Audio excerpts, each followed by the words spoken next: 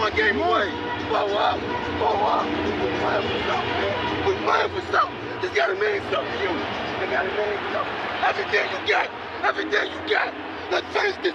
Do it, fellas. Let's go. Let's do it, fellas. Finish 2-3. 1, 2, 3. Finish. Greatness. Greatness happened? Greatness. Really? You got a chance to witness greatness at its highest order. Skip, what word do I want to use? Was this the crescendo? Was this the zenith? The apex? The denouement? That's a good word. I like that word. That's a good Hollywood word. You ready to make history? Come on now. Yeah. You know, there's these two words. And when I say them, people get goosebumps because they know what happens next. So without further ado, Free smoke. look. Scared cause I'm drowning in silence with bad thoughts. These days I don't have nothing to say, man, the bag talks. I put in headphones on my driver.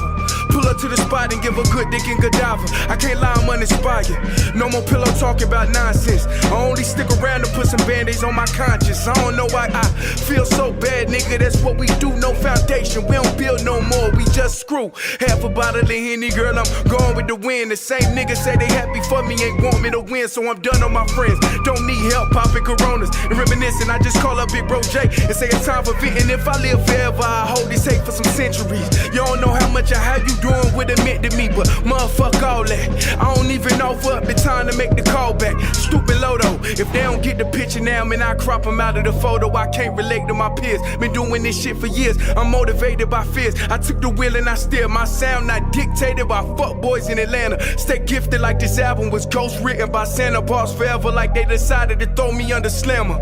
Every song's a hit like they picture me underhanders. I could drop a million songs, but they never gon' understand us. Soapbox sermons for niggas never giving chances.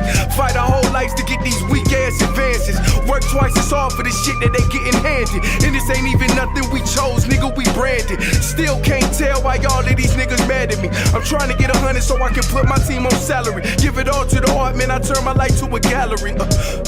Man, damn, what a fucked up masterpiece. 1,100 shots and I swear, man, I felt them all. If we ain't even good on our blocks, man, who can we call? Pre-decline state of mind, we broke crabs in the barrel. Got us fighting our folk, man, this shit just a life of peril. Good morning, guys. I'll get to the point right away.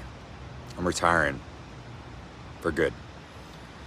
I know the process was a pretty big deal last time, so when I woke up this morning, I figured I'd just press record and let you guys know first. So I won't be long-winded.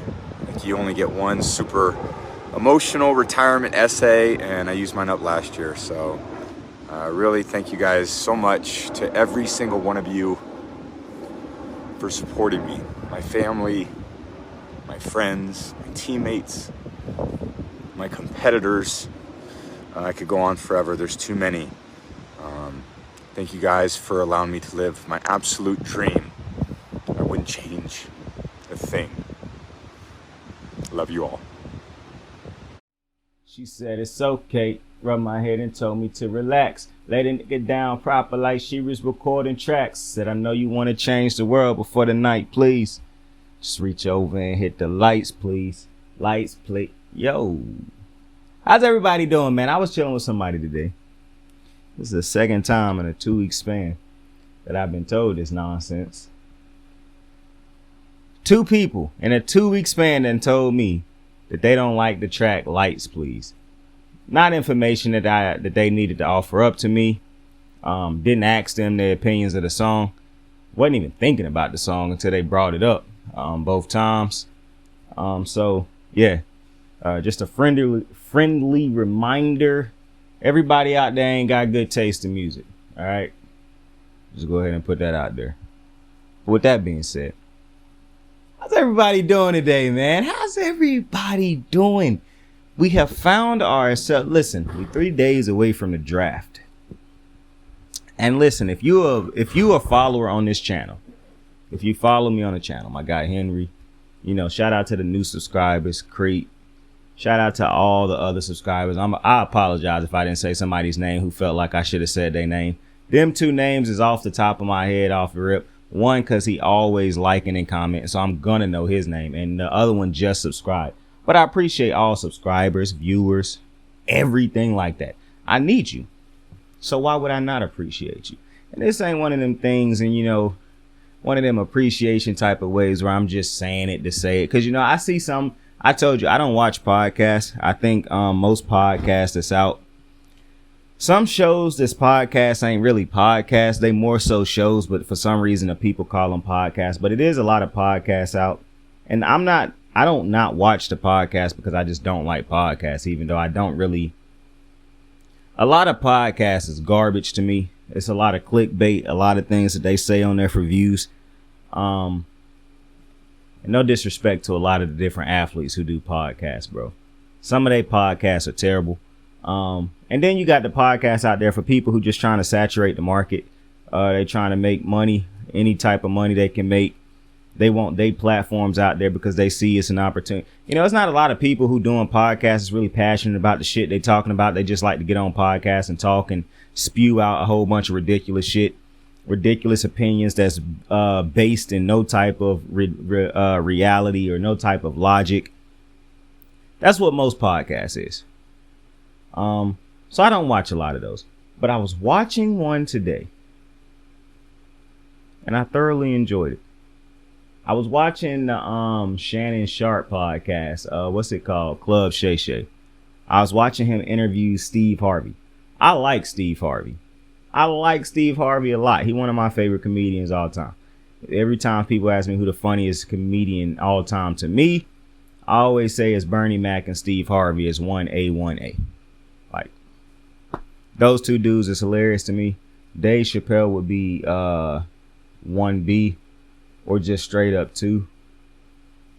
I don't know how to do that, but he would be 2. But regardless, we're here to talk about football again. Listen, when I get to where I want to get to one day, when this channel is becoming bigger than just these shows right now, and I got more people working with me and whatnot. Trust me, we're going to cover the draft. I'm going to cover the draft anyways. But, no, I'm not going to cover the draft. I'm going to recap the draft, but I'm not going to cover the draft because I'll be watching somebody's draft spectacular. Probably Pat's. But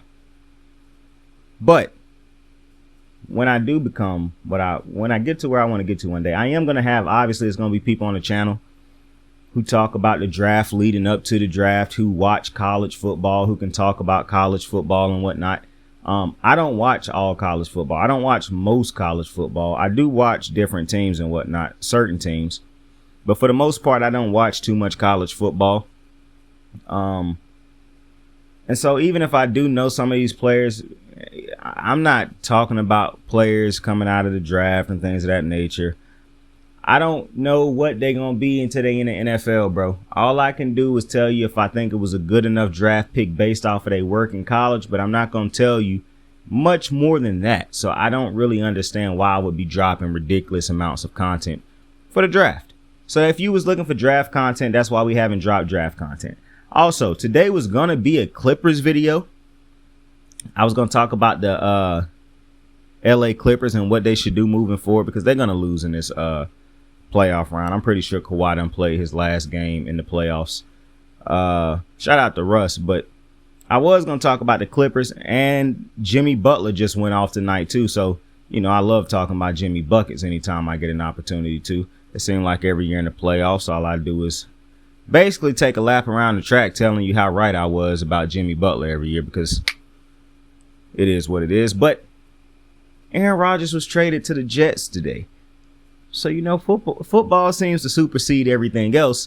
The interesting thing about this is, notice how I never covered Aaron Rodgers for like more than 2 videos. And those 2 videos was like big things that had came out. But I wasn't finna do a whole bunch of Aaron Rodgers videos and shit like that. I told you, bro, Aaron Rodgers, he can do what he wants to. Once he make that decision, once he is traded, then I'll talk about it. Until then, I'm not finna make a whole bunch of videos like the media was doing, getting a whole bunch of ratings off of talking crazy about Aaron Rodgers. I have no interest in doing that.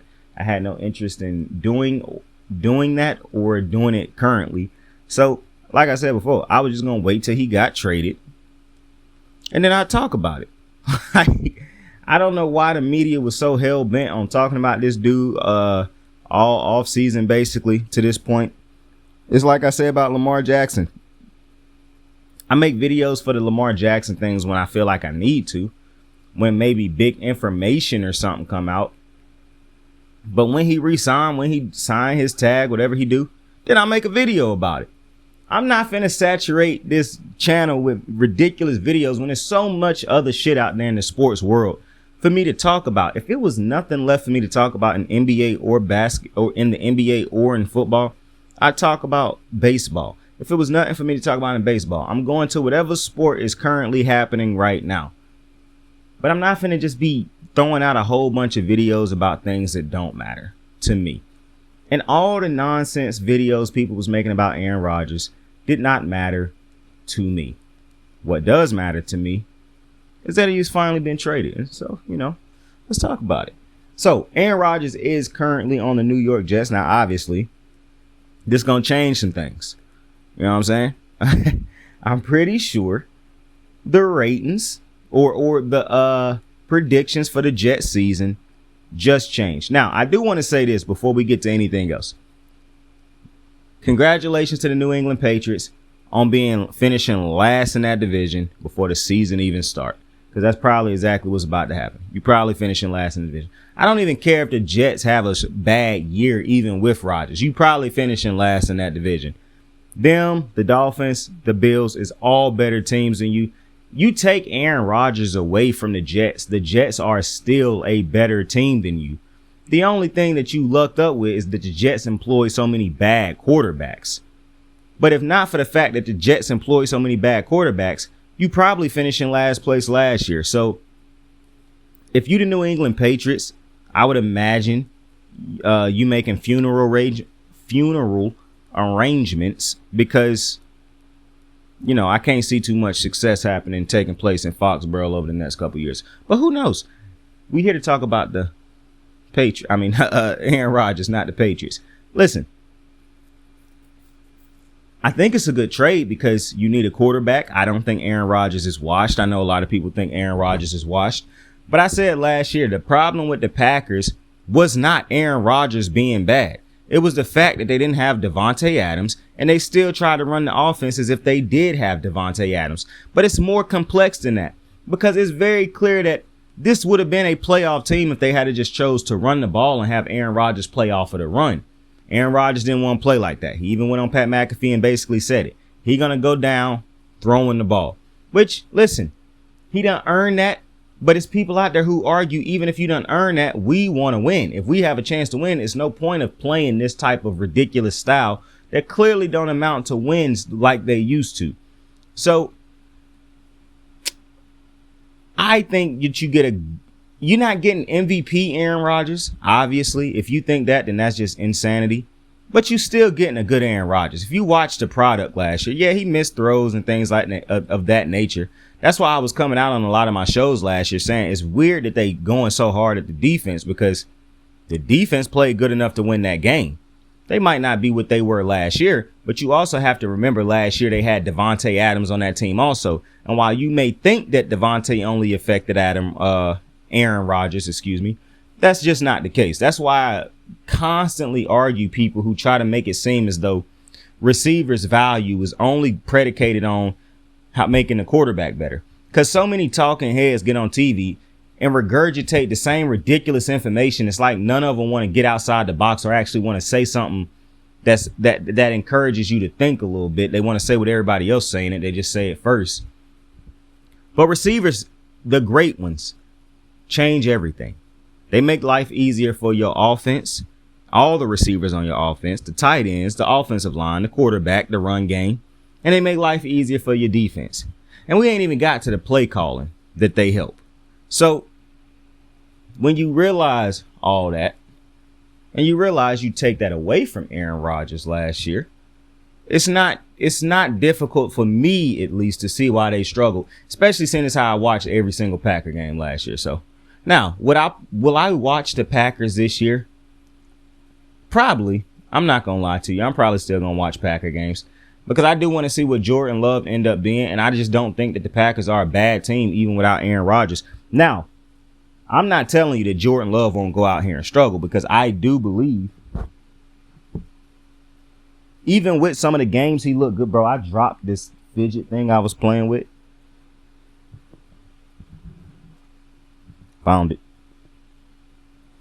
Even though I do believe Jordan Love will probably be a good player this year, he's still going to need time to grow, develop. You know what I'm saying? I understand he done been in the league for a while now, but he haven't been a starter for the entirety of a season. He haven't gone into a season knowing that the team was relying on him, knowing that he was getting the first team reps. He was going to be with the first team players, that he is the quarterback of this team, that his play, good, bad, the team is going to go off of his play. It's going to stop and start off of how good he play, how bad he play. So that's an important step for Jordan Love. So I'm interested to see how it go. But back to Aaron Rodgers. I don't think that the Jets are getting a, what do you call it? They're not getting a lemon, basically. Like, they're getting obviously you're not getting Aaron Rodgers in his prime, but you're also not getting a trash can, a shell of himself type of player. I don't think it's going to end up being a Russell Wilson situation, but even last year, I don't think the Russell Wilson situation was just solely on Russell Wilson's play. And even though Russell did struggle, I don't think his struggles was solely on him. It's a lot of layers, like Streck say. You know, it's layers to this thing. So when I look at Aaron Rodgers coming to the Jets, I still think that's a great move, ultimately. Now, when I say I think it's a good move, I think it's a good move on the field wise, because it's just too much talent on New York for this not to work. My one problem would be off the field. I mean, not off the field, long-term wise. How long he going to be there? Because if you're the Packers, I don't see this as a lose in any type of way, shape, form, or fashion. You got off of $60 million. You swapped first-round picks to get a higher first-round pick.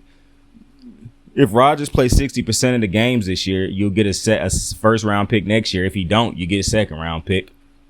And if he don't play 60% of the snaps, that means he was hurt or something. So that just means you got off a player, just in time. But for the Packers, I think this is a win-win regardless. Even if Jordan Love struggle, you're not paying $60 million. You off the hook for $60 million. So I think this is a win-win for the Packers regardless.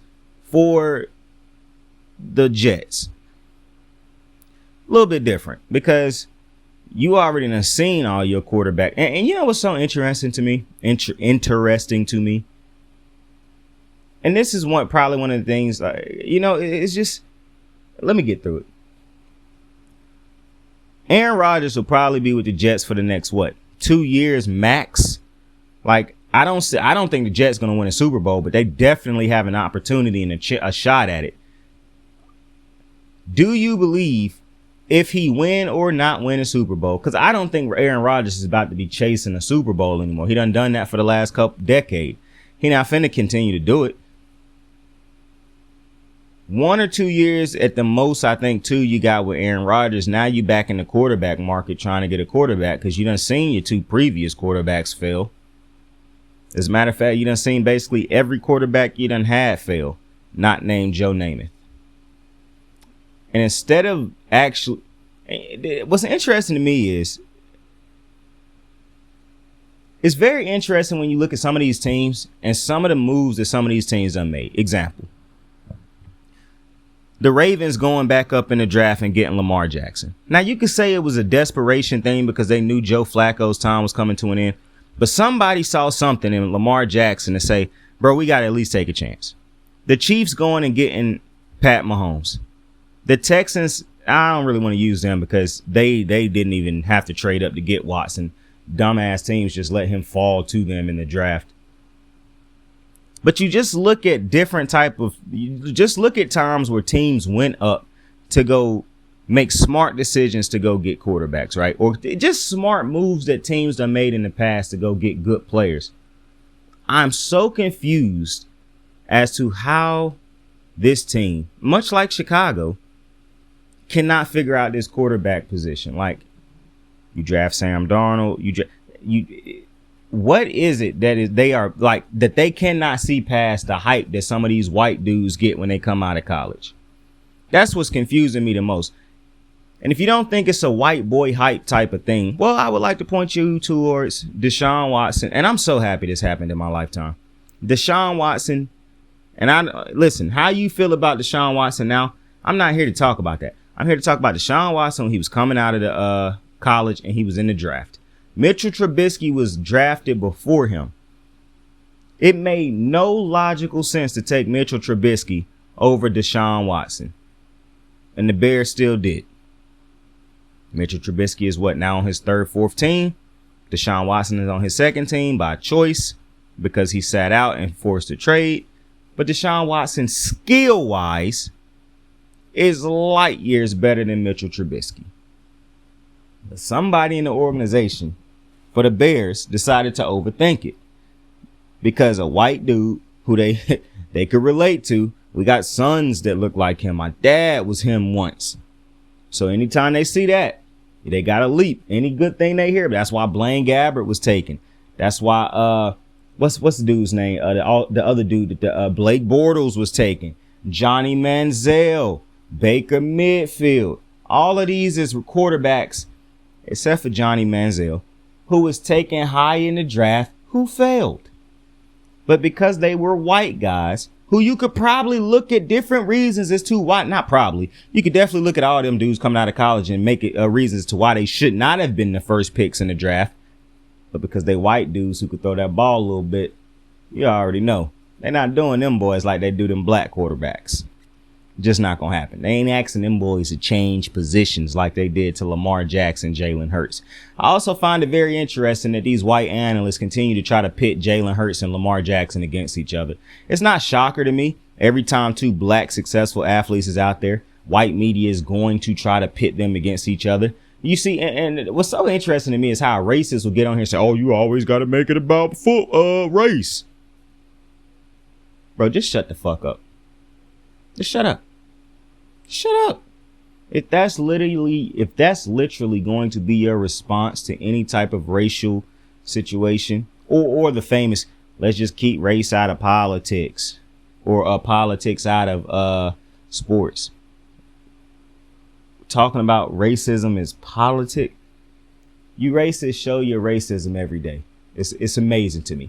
Nonetheless, back to this quarterback carousel that the Jets have been on. If they don't get more than 2 years out of Aaron Rodgers, what do you do now? And this is what it ultimately comes down to as to why I am so baffled by that. Let me just say it, spell it out for you. Lamar Jackson made more sense for the Jets to go after than Aaron Rodgers.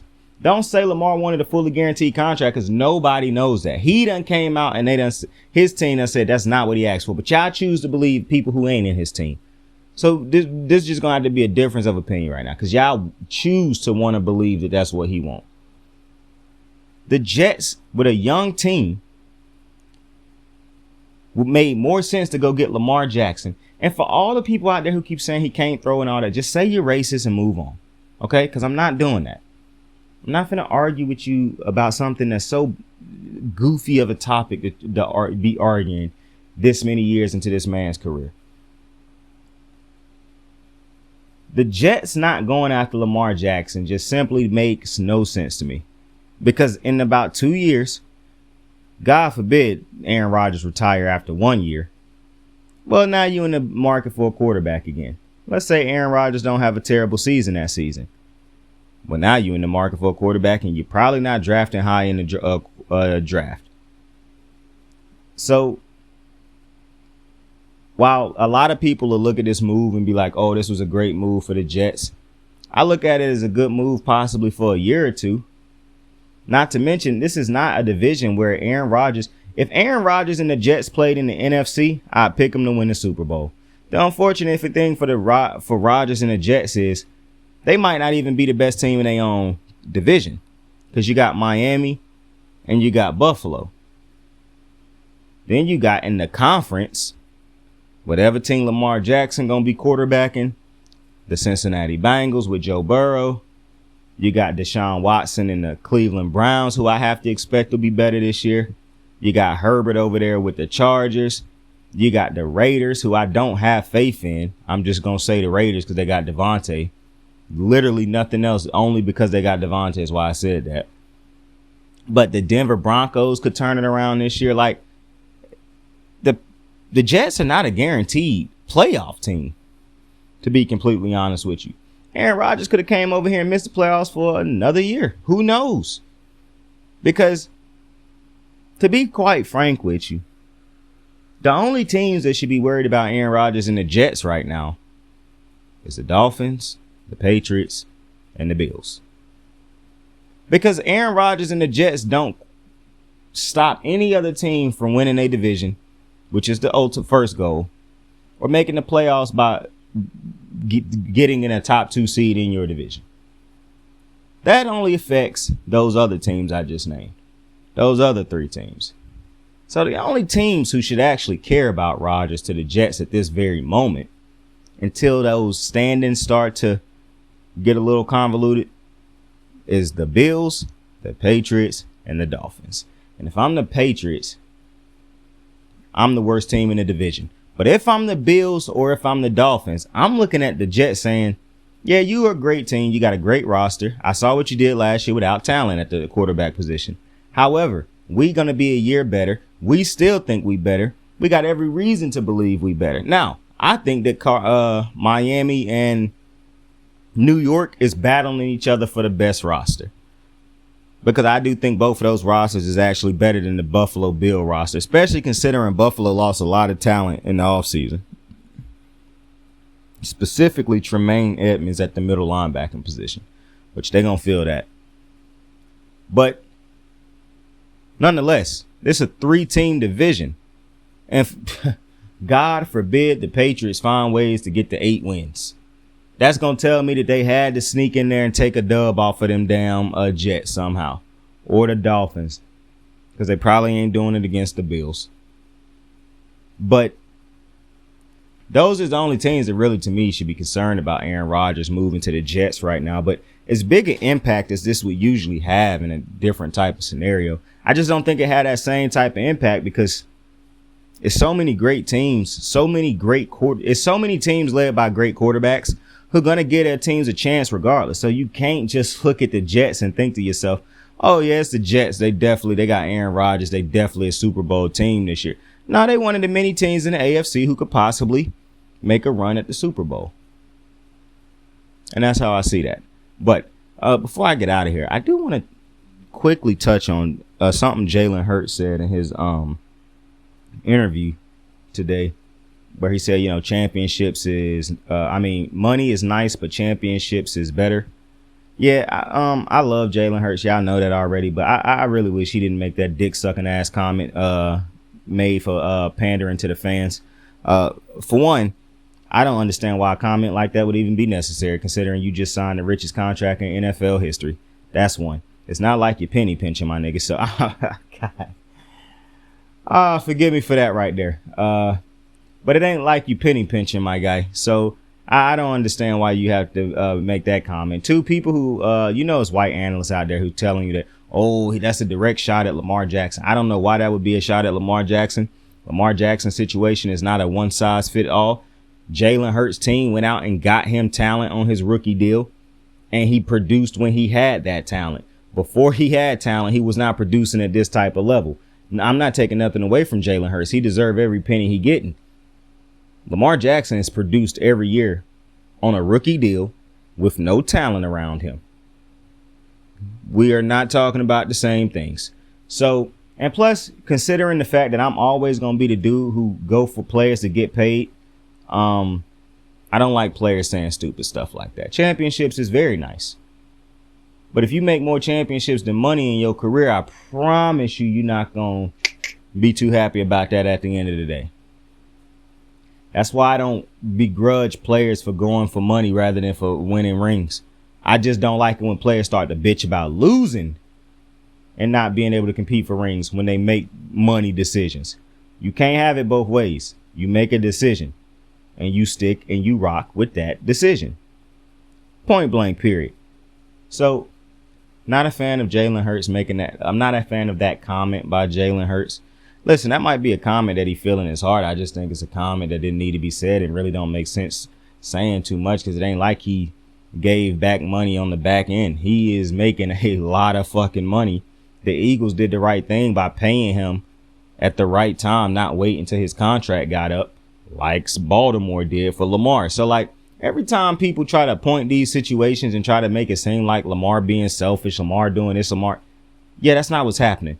I even saw a white dude tweet today like, oh man, I don't want to be mad at Lamar for not giving money back. Like, bro, y'all are not the ones cutting these checks.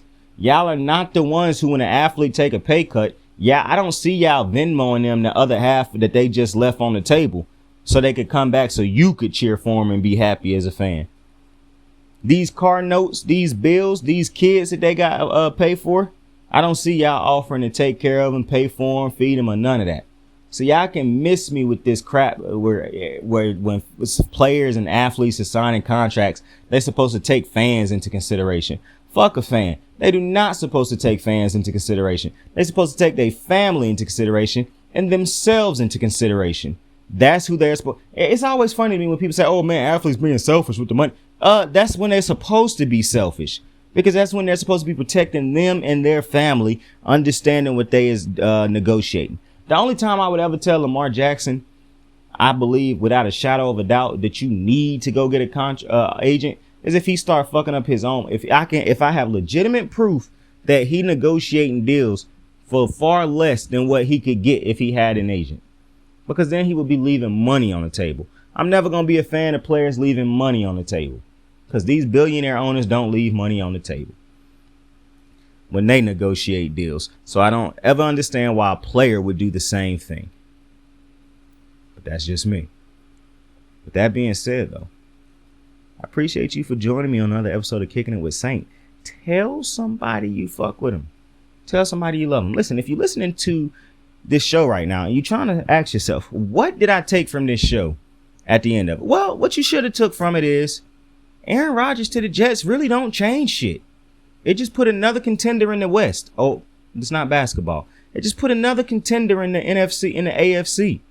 That's about it. Because nobody in the AFC is guaranteed a ring right now, unless your name is Patrick Mahomes, because he's the only one who's done it. Other than that, there's no guarantees. So if you're a fan out there of another team, if your team already sucked, you should have been scared of good teams anyways. If your team's a great team, it's just another layer of competition. Something that you already had in the AFC anyways. Now, if this was him going to the NFC, where it's barely any great teams over there, that's a whole situation, because that shake up everything. Aside from that, though, we ain't tripping on that. With that being said, once again, though, tell somebody you fuck with them, tell somebody you love them. You can be anything in the world. Choose to be kind to somebody. Saint out. I got the moves like hot sauce. Lil' mama taking the top off. I'm laying down getting topped off. After this, she know she getting knocked off. I know she loving the money, so I keep on thumbing and thumbing. She say she horny when she taking shots, so I keep them coming and coming. Now I'm putting dick in her tummy, scoop her up like I'm raking her something. You would think shawty red track, the way that she running and running. You getting dumber and dumber, you out here chasing the bone. After she finished from giving me dome, the Uber is taking her home.